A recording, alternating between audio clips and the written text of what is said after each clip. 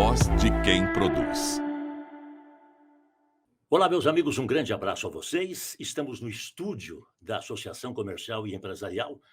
Estamos aqui no nosso estúdio de gravações, portanto, estamos fazendo um programa específico sobre a campanha existente nas empresas durante a pandemia.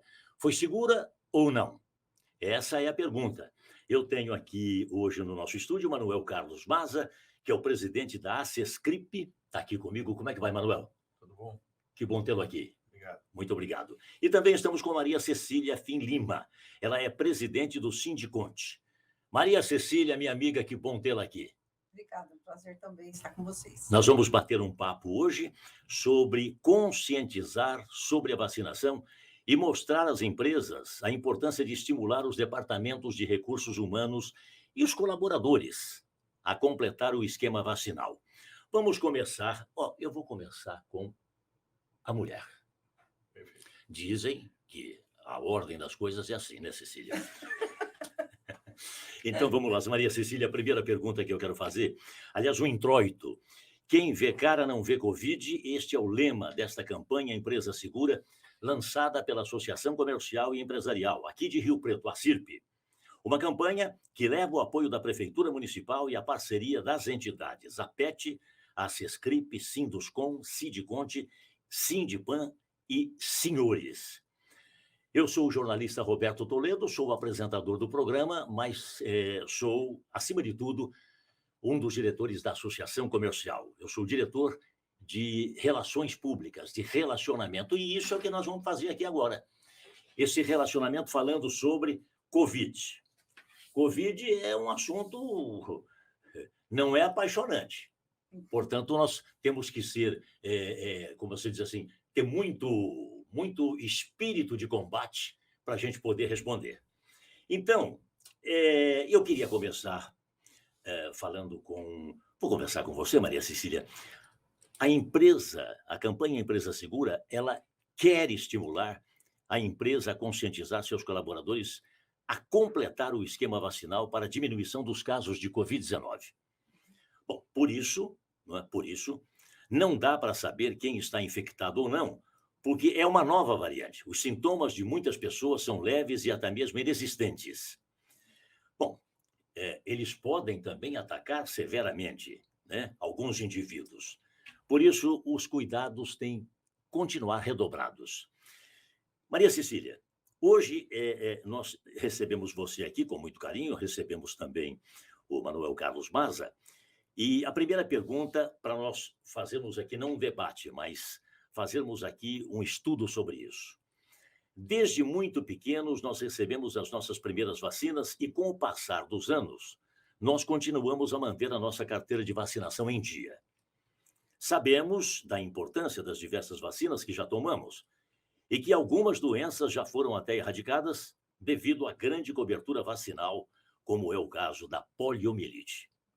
Para a CESCRIP, qual a importância desta campanha, que é o que nós vamos discutir, não só com a Maria Cecília, mas também com o Manuel. Eu pergunto, portanto, à presidente do Sindiconte, a campanha de vacinação, de combate à Covid-19, qual é a importância dela e o que você poderia dizer para nós de colocação em todos os aspectos que você esteve envolvida?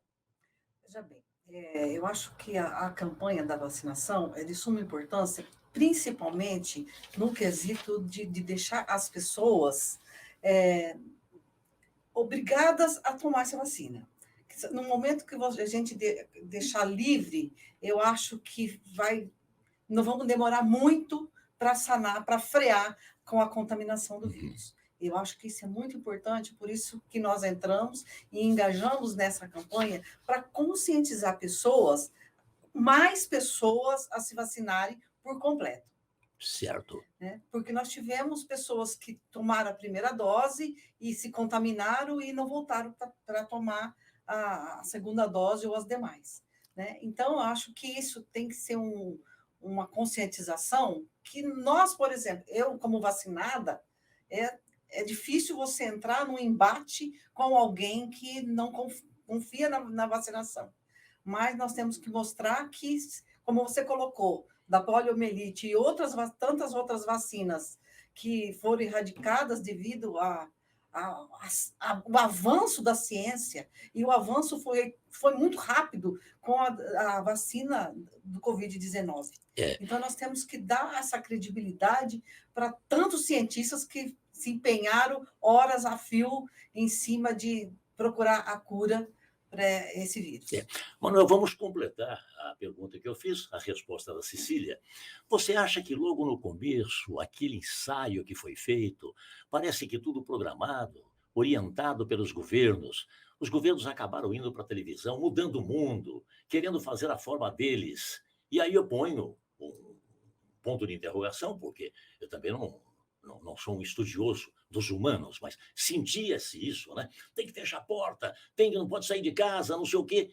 O pessoal acabou ficando assustado. E quando veio a vacina, olha, você tem que tomar a vacina. Todos nós nós vamos tomar a vacina, independentemente de querer ou não. Aproveitando a deixa da Cecília, qual é o seu ponto de vista sobre essa questão da vacina? Deveria ser obrigada, deveria ser mais light, deveria ser comportamento pessoal de cada um que ia tomar vacina? Como é que você acha? É um ponto bastante polêmico mesmo. A gente tem uma situação de politização dessa história. Né? Isso acaba realmente trazendo entraves desnecessários a essa discussão. A discussão poderia ter ficado dentro no meio científico, na conscientização das pessoas, e a partir daí você contar com bom senso, que eu acho que esse bom senso deve ter desaparecido lá no final da década de 90, não sei quando é que isso foi extinto da humanidade, mas contar com bom senso e as pessoas se obrigarem à vacina. A situação de uma obrigação legal da vacina abre portas para outros excessos que podem seduzir governantes mundo afora de forçar isso ou aquilo. Assim, toda vez que você diminui os direitos individuais, isso é realmente uma situação muito preocupante. Os erros e acertos do começo do enfrentamento da pandemia se deveu justamente ao fato do desconhecimento de causa. Ninguém conhecia a extensão dos sintomas, quais sintomas eram de Covid, quais não eram, como é que aquilo era propagado. Então, alguns erros foram cometidos, algumas situações de concentração de pessoas em que pese se tentasse o contrário, por exemplo, você reduzindo o horário de ônibus, você trazer mais gente para usar o ônibus ao mesmo tempo, em pouco tempo, então acabava aumentando a concentração, você fechando os horários de supermercado, trazia o mesmo problema. Então, tivemos vários erros na condução da administração pública em relação às outras situações de enfrentamento da pandemia. Mas, na questão da vacinação, o grande drama, que isso não é muito bem discutido, é a falta da vacina em si. Ela era uma situação que estava ainda em experimental, em fase de testes, e demorou a chegar. E enquanto não chegava, bom, já que não temos nada para fazer, eu vou ficar arranjando culpado. E essa situação acirrou os ânimos, e aí a gente ficou uma polarização absolutamente nefasta ao combate da pandemia, que é ou você é contra ou você é a favor, e o bom senso fica de lado. Maria Cecília, eu vou dar uma palavra, eu vou transmitir uma palavra para deixar você à vontade, na sua tese. Eu tinha a impressão, ao ver todo dia na televisão, porque é isso, aquilo, aquele monte de gente, só o governador, o secretário de saúde poderia resolver o problema, mas tinha o cara da economia, tinha o vizinho, tinha o artista. Você acha que aquilo foi um ensaio? Podemos tratar como um ensaio que faz, portanto, as pessoas pensar como você? E que, naquela hora, a gente começou a assustar, mas não só assustar. Nós começamos a verificar que tinha uma questão política no meio. Sim. E é esse ponto que você trabalha, não? Não. Eu não acho que politicamente, como o Manuel já colocou, eu acho que politicamente foi tratado errado. Tá. Né, no meu ponto de vista. Politicamente, né, eu acho que teve aí muito envolvimento de ego pessoal. Né? E isso aí, quando se trata de uma saúde pública, eu acho que isso aí não deve acontecer. Porque nós estamos tratando de seres humanos que acabaram vidas sendo mortas por até ter que se tratar quem vai primeiro, quem vai depois, porque isso foi o que aconteceu no auge da pandemia, né? Quem vai ser curado primeiro, quem vai entrar primeiro no CTI, questão de leitos e tudo que aconteceu. Então, quando eu acho que eu concordo plenamente, onde nos grandes eventos hoje, deva sim se pedir a carteirinha de vacinação, porque se você tem que pensar na consciência pública, consciência não é pensar em você, é pensar no público e transmitir, não transmitir. Se você, como foi colocado, alguns sintomas são frágeis, né? Você não sabe como você está. Né? Entendi. Então, por isso que eu coloquei, que eu acho que é obrigatório, justamente por isso, para você pensar no coletivo. Bom, e ainda tem uma pergunta para fazer para você, Maria Cecília. A união das entidades, ela foi fundamental para que a gente pudesse conquistar o objetivo de que a população pudesse estar juntos, nós pudéssemos, evidentemente, lutar contra este vírus, e não só isso, verificar que todas as instituições e entidades estavam realmente propícias a parar o mundo, porque ninguém conhecia nada, não é verdade? Nós tivemos, portanto, aqui a fala do o Manuel. Nós tivemos a sua fala, e a sua fala foi muito clara, né? No sentido de que a gente poderia ter tratado isto tudo sem muito escândalo, né? Sem muita. Era participação todo dia. Eu tinha a impressão que era um espetáculo de teatro, e todo aquele monte de gente junto ali, a câmera ia focando outro tal. Neste caso, a união das entidades, ela foi fundamental, Cecília? Eu acho que foi e é. E é. Porque nós, como líderes, né, nós lideramos um grupo de profissionais e as entidades aqui parceiras, mesma coisa. E nós, como líderes, nós temos por obrigação levar a nossa mensagem. Não que ela vai ser obrigatória, vai aderir quem acha que deve. Mas nós temos por obrigação, sim, levar essa mensagem. Tá. Né? Como fizemos no início do Covid, o uso de máscara. Hoje já não há mais esse alarde para o uso de máscara. Mas nós, no sindicato, mandamos muitos e-mails nas mídias sociais para o uso de máscara. E hoje, com a vacinação, eu acho que nós, como líderes, e a união dessas entidades é muito importante, né, que isso ocorra.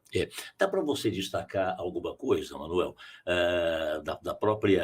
do próprio acordo entre as instituições que acabaram participando de maneira extraordinária, porque vocês tinham os associados próximos e aqueles que eram associados de uma outra instituição acabaram também recebendo a mensagem.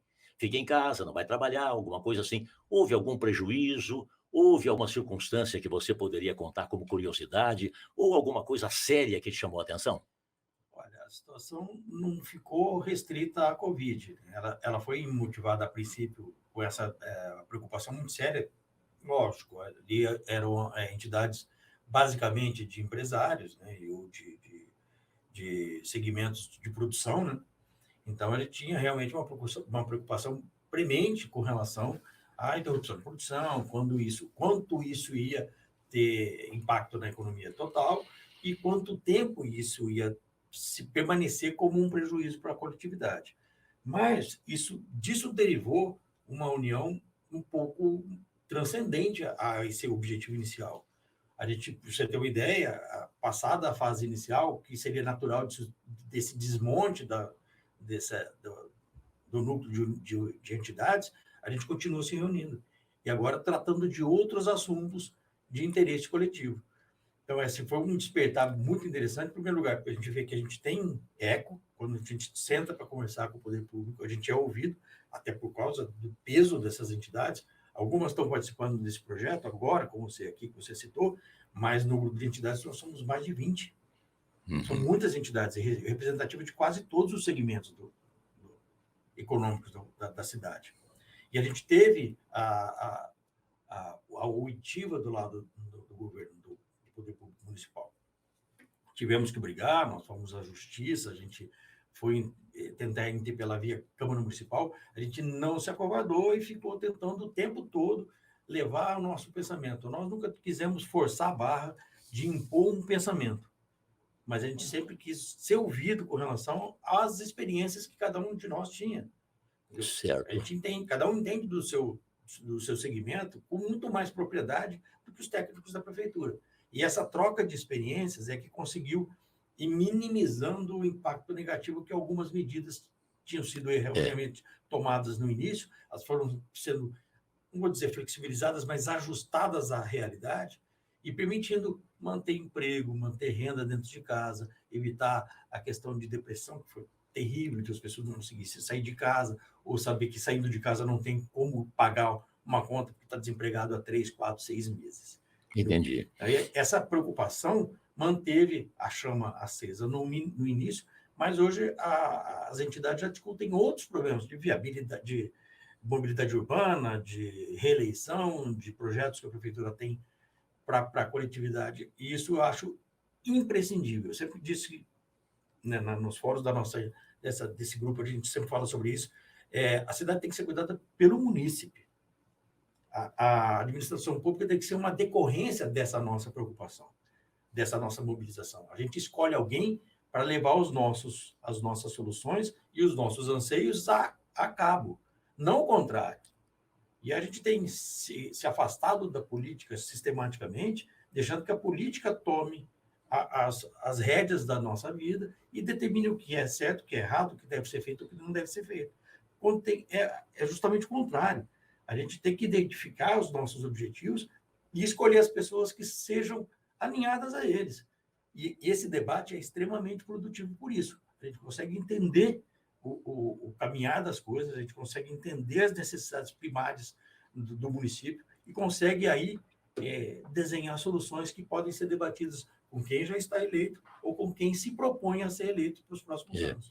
Ô, Cecília, diante da exposição do Manuel, me vem assim o fato de que muitas vezes nós nos agarramos ou nós nos formamos com grupos ou nós fazemos com que as instituições, as entidades possam estar mais próximas, porque há uma frase que todo mundo fala hoje, que juntos nós somos mais fortes, né? E aí vem a pergunta, isso foi bom para as instituições? Deixando de lado o problema, deixando de lado o vírus, esse congraçamento, essa discussão em conjunto, mas, acima de tudo, esse sequencial que fica para que não se desmanche aquilo que foi construído, porque foi bom nós estarmos juntos. É assim? Nossa, é muito bom. Eu penso que isso é muito bom, até porque para a gente respeitar cada um a opinião do outro. Isso mudou em nós um pensamento de cada um tem o seu modo de pensar e incutiu em cada um de nós o respeito com o que cada um pensa. Esse fato de nós sentarmos e discutirmos opiniões divergentes que nos levam para um mesmo final, para o mesmo que nós queremos o melhor para a nossa cidade, que nós queremos o melhor para os nossos colaboradores, tudo isso que foi discutido nesse tempo de pandemia, que nós sofremos muito com o trabalho remoto, tivemos que colocar nossas empresas num patamar que nós não estávamos acostumados com o trabalho remoto. Entendi. Então, adequar a certas funções que não existia dentro das nossas empresas, e em toda a classe produtiva de Rio Preto. Então, por isso que esse grupo passou a existir, das entidades, e isso aí foi muito interessante, muito bom, e a gente passou assim, eu espero que agora, voltando-se ao normal, que o grupo não termine, mas que a gente possa realmente ficar cada dia melhor com esse envolvimento pessoal, de um respeitando a ideia do outro e sempre pensando no bem comum. Cecília, só para completar, há um ditado que diz que nós nos sentimos, que a gente se fortalece na desgraça, na derrota, né? Eu vi o governo, eu vi a política muito envolvida nessas questões, né? Não vamos discutir aqui o mérito, se eles quiseram tirar proveito ou não. Mas a pergunta que eu faço é: vocês pertencem a um grupo institucional. Isso foi bom para o grupo, para as instituições, ter uma ligação mais próxima com o governo, com os homens públicos? Ou não? Olha, eu diria que, na minha opinião, não Não mudou nada? fortaleceu, Não. não fortaleceu as Tá. entidades. Não, não. Houve uma aproximação, sim, né? Mas eu não penso que isso fortaleceu a entidade. Fomos ouvidos e sabemos que temos voz, né? Tá. E isso aí, mas eu não acho que isso tenha fortalecido a entidade em si. O que fortalece a entidade em si é a união dos associados. E isso sim Certo. fortalece a entidade em si. É. Aí depois a gente vai procurar órgão público e falar que agora estamos juntos. Eu não estou aqui a Maria Cecília. Não sou eu. Então, é a entidade da qual eu represento, que são por volta de 5.000 profissionais. Manuel, nesse ponto de vista da Maria Cecília, fica uma pergunta assim: as instituições criaram uma força coletiva unificada por essa reunião, por esses encontros, e a força transborda agora, não? Melhor do que antes, no sentido de ter realmente um canhão na mão? Eu imagino que você tem 2 pontos de vista aí. Tá. Um é intramuros. Intramuros, a gente tem uma conscientização do associado de uma maneira mais forte, sim. Pra você ter uma ideia, se você tivesse uma associação como a nossa, e você não fizesse 3 ou 4 festas por ano, a associação não existia. Sim. Tá? Nós passamos 2 ou 3 anos sem festa nenhuma, e a gente teve um engrossamento do grupo. A gente tem mais associados hoje do que quando começou a pandemia. Porque o associado identifica nos posicionamentos das associações, a minha, da Maria Cecília, de todas as nossas aqui, uma preocupação legítima e muito cuidadosa com relação aos problemas do próprio associado. Agora, na extramuros, já pensando no grupo de associações, no grupo de entidades, o que acontece é que você consegue entender melhor os seus problemas a partir do momento que vê sob os olhos do outro. Você conhece problemas que tem no outro associado, por exemplo, você pegar aí, nós temos o Sinduscom, o que afetou a construção civil e que, eventualmente, pode não afetar uma empresa de contabilidade, como é da nossa associação, mas você entender na complexidade das relações empresariais como que isso lhe afeta no longo prazo. Então, é entender o conceito de sociedade e de município de uma maneira muito mais difusa.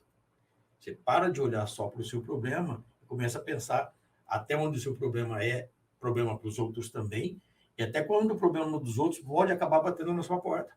É uma questão, é como é a pandemia. Adianta só eu lavar as mãos? Adianta só eu passar álcool gel? Só eu? Não adianta. Isso afeta o terceiro. Então, se eu forçar alguém a vir transgredir qualquer dessas normas sanitárias para me atender, eu coloco toda a sociedade em risco. E essa conscientização vem dessa discussão, de entender onde que a pandemia bateu em cada porta dessa. Cada uma tem uma forma de lidar. Certo. E isso incrementa muito as bases dessa associação, sem dúvida. E essa unidade, Cecília, para a gente discutir essa questão do quadro de funcionários que majoritariamente ou completamente vacinado pode levar segurança. Vocês discutiram alguma coisa neste sentido? As instituições, as entidades de vocês, quando se reuniam por conta dessa pandemia toda, nós precisamos fazer isso, precisamos fazer aquilo. O que você acha que destacou, que foi um destaque nessa situação? Tivemos, sim, discussões calorosas, né? Porque em todos os grupos há os grupos prós e contra, né? E isso aí tivemos discussões calorosas, né? Até porque até eu chegar na liderança de estar encabeçando essa campanha, tá? Tivemos muitas discussões, até com diretores que não concordavam com a posição de se levar para as empresas contábeis ou os contabilistas em geral, né, que ele estando vacinado, como o Manuel acabou de colocar, ele não está se protegendo apenas, ele está protegendo a quem convive com ele. E aqui não só dentro da empresa, na sua família, no seu grupo social, temos que pensar em todos esses movimentos das pessoas onde eles convivem. Sei. Qual foi o caso, ou se houve o caso, de alguém, um associado seu, talvez ter ligado a você ou alguém lá na sede, que tenha chamado a atenção? Porque muitas vezes, quando a gente não conhece o assunto, nós acabamos fazendo perguntas absurdas, começamos a agir de maneira muito diferente. O que aconteceu? Aconteceu alguma curiosidade, algum fato que você possa contar, né? Não vamos citar nome. E também vou perguntar logo em seguida para o Manuel, a mesma coisa. Uhum. Não, aconteceu sim. Nós tivemos pessoas que não se vacinaram, por exemplo. Que não se vacinaram e vamos fazer... foram contra a exigência da carteira de vacinação. Então, um exemplo, nós temos o Clube de Bertioga, que nós temos, a federação tem disponibilizado lá para os associados. Então, teve associado que quis ir e não estava vacinado.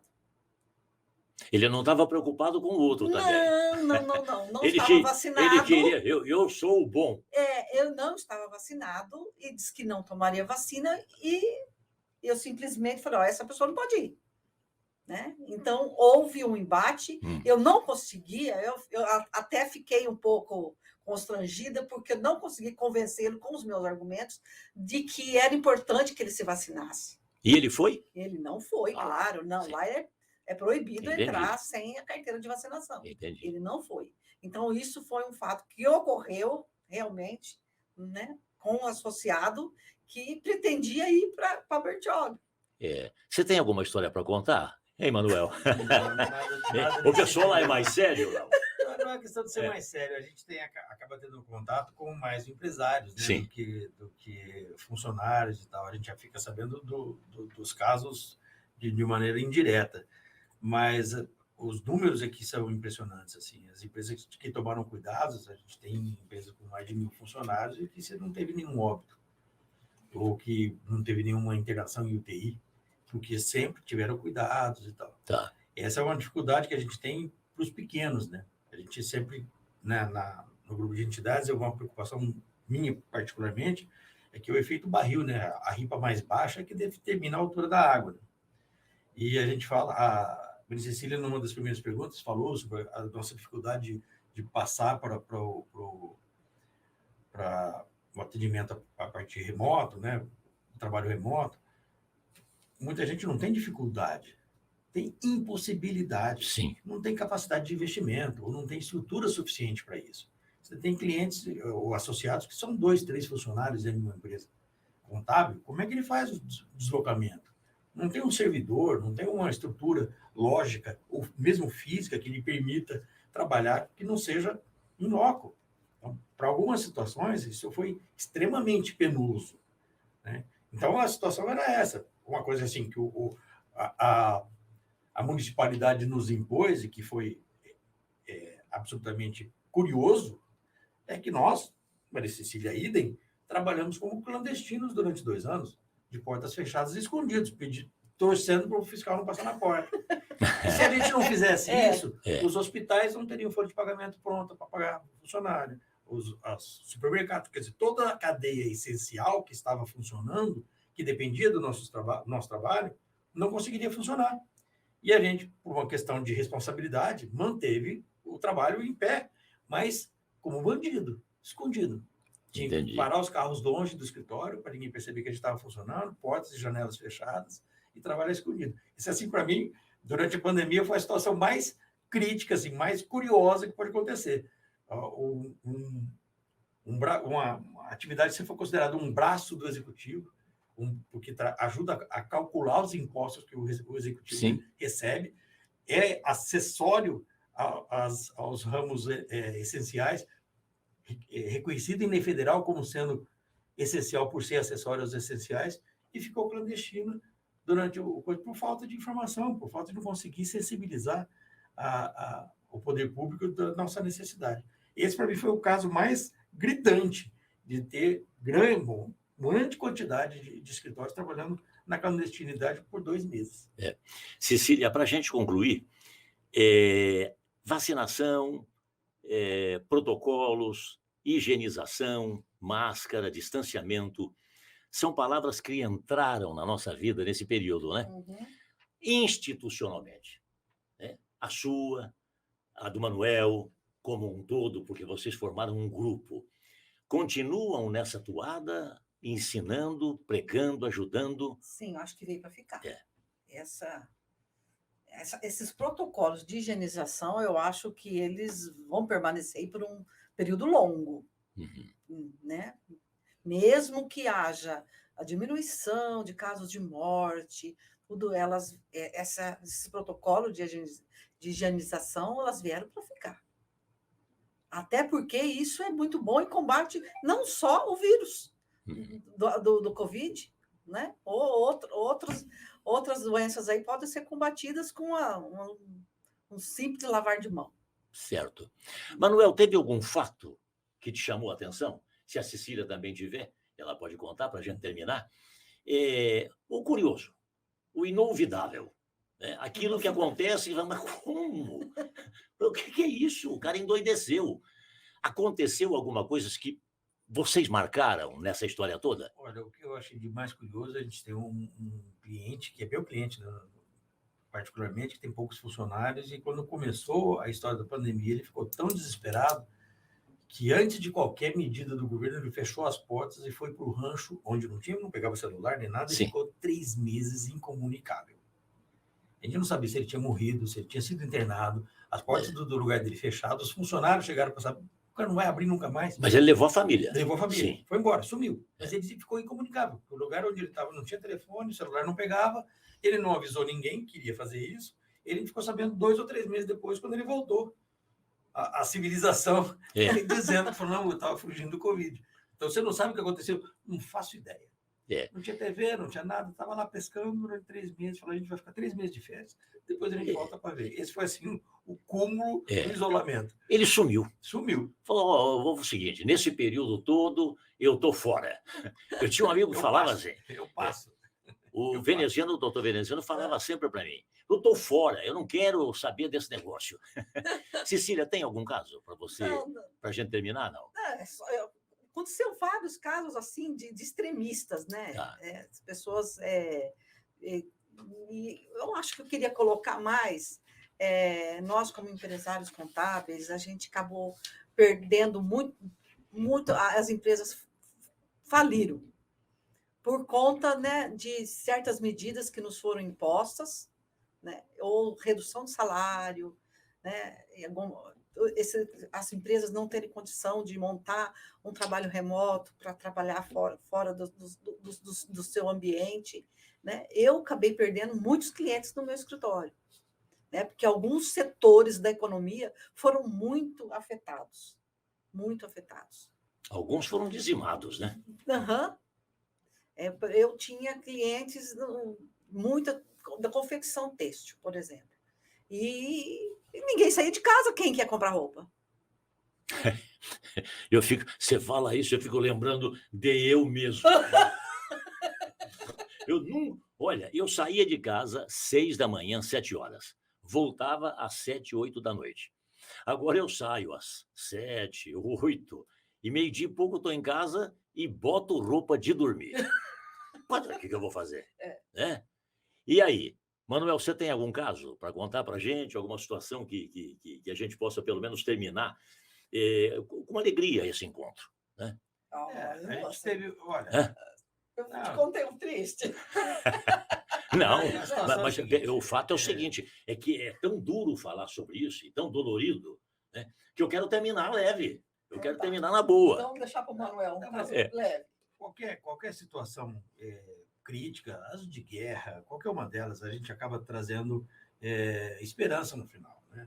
A gente viu mobilizações extremamente carinhosas de pessoas se preocupando com o próximo, tentando ajudar quem estava com mais necessidade, mas também houve uma mudança de comportamento que isso deve ser permanente. Por exemplo, o hábito de sair para comer fora, isso deve ser afetado. Então, os restaurantes sofreram durante a pandemia, vão continuar sofrendo, até que esse hábito seja reincorporado às pessoas. Mas como a gente se prepara, teve uma lição muito dura, eu acho que isso deve ficar. Certo. A situação de que você tem que se preocupar com os outros, por exemplo, esses protocolos que devem ficar, a gente conversou recentemente no escritório sobre isso, de que máscara para quem estiver tossindo, estiver com gripe, qualquer coisa, vai ser obrigatório, porque preserva o outro, você não precisa ficar cheio de dedos, ainda mais agora que está todo mundo assustado com isso, então o álcool gel vai ficar permanente, isso a gente não deve abandonar mais, porque não atrapalha, no mínimo ajuda, no mínimo. Então, assim, é uma lição dura de aprender, mas com certeza fortalece vínculos sociais, vínculos familiares, as pessoas vão estar com o olho mais atento aos problemas de todo mundo, que sabe que isso acaba afetando direto ou indiretamente assim. Então, eu vejo toda essa mudança que aconteceu com um olhar muito positivo. Que bom. Eu acho que foi o fim do mundo, a gente já estava previsto que o mundo acabaria, ele acabou, o mundo que a gente conheceu acabou, ele está sendo ressurgido e reescrito agora de uma forma nova. É a nossa grande chance de deixar essas mazelas para trás e repensar uma sociedade com mais carinho, com mais preocupação com o irmão, mais próximo dos ditames cristãos que a gente foi acostumado desde pequeno a ouvir e pouco seguir. Eu acho que essa é a grande lição que a pandemia traz para a gente. Muito bem. O mundo é viável. Manuel Carlos Maza, presidente da Sesquirp, esteve comigo aqui, está ao lado da Cecília. Cecília, quero que você também se despeça. Foi muito bom ter vocês junto comigo aqui para a gente discutir um assunto imorredouro. Isso nós vamos lembrar lá adiante e isso ficará para a história, porque nós lembramos ainda de tanta coisa que os nossos pais passaram, né? Nossos avós. Então, eu deixo você para fazer o encerramento. Eu queria deixar, assim, realmente uma mensagem de esperança. E o que o Manuel colocou é a pura verdade, porque os laços familiares se aproximaram. Se você vai para sua casa e coloca seu pijama, com certeza você tem mais tempo para passar na frente da TV, conversar mais com as pessoas que lhe são mais próximas. E isso é a grande lição que, para mim, ficou dessa pandemia, né? Da aproximação, porque não de distanciamento, que foi tanto colocado, né? Mas de uma aproximação, porque eu sempre falava para meus filhos, esse distanciamento aí, ele não tem que ser um distanciamento total, né? No momento que houve muita videochamada, coisas que foram descobrindo com isso. Então, que a gente deixa, né, um momento de esperança, que a gente esteja próximo das pessoas que a gente ama. Isso é muito importante. Então, nós terminamos, eu acho que no break que nós tivemos, e aí não importa se é break de carro, caminhão ou de um supersônico, eu acho que esse break deu oportunidade para a gente se aproximar das pessoas, né? Eu vejo isso. Embora eu tenha feito aquilo que você disse, eu me distanciei dos locais onde eu ficava. Eu tinha um negócio comigo que eu não ia para casa. Eu não queria ir. Eu tenho que trabalhar. Cheguei à conclusão que é possível fazer tudo o que eu fazia em 10, 12 horas, em 4, 5. E ficou melhor assim. Fiquei mais em casa. Muito obrigado a vocês. Cecília, foi bom tê-los aqui. Obrigado, Manuel. Fizemos um bom programa. Meus amigos, nós falamos daquilo que é necessário falar, não hoje, mas falar sempre. Quero me despedir de vocês, agradecer a produção, agradecer meus amigos, todos da comunicação, da Associação Comercial, e dizer que nós voltaremos com outro assunto qualquer, mas que seja de importância. Portanto, a vocês todos um grande abraço. Muito obrigado, Cecília e Manuel, mais uma vez. E nós agradecemos a lição. Essa é a grande verdade. Aprendemos muita coisa, sim. E ensinamos muita coisa. Por isso, convidamos vocês para virem para cá, para a gente contar um pouco da história que vocês vivenciaram como líderes que são. Parabéns, muito obrigado e até um próximo encontro. Obrigada. A voz de quem produz.